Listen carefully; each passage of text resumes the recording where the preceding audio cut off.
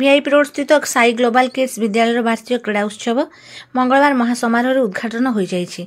2 दिन व्यापी क्रीड़ा उत्सव को पुरी फार्मासी महाविद्यालय तथा श्रीक्षेत्र चिंतन चक्र सभानेत्री अनिमा दास मुख्य अतिथि भाव में जोगदे आनुष्ठानिक भाव उद्घाटन कर कहले कि क्रीड़ा पिलामानंकु श्रृंखला साहस एवं एकाठी काम करिवार शिक्षा देवा सहित मानसिक और शारीरिक सुस्थ रखिबारे सहायक होइथाय। पुरी वकील संघर प्राक्तन सभापति पुष्कर महापात्र और पतंजलि योग समितिर पुरी जिला सभापति महेश प्रसाद रथ सम्मानित अतिथि भाव में जोगदे पिलामानंक क्रीड़ा अत्यंत उपयोगी बोली प्रकाश करथिले।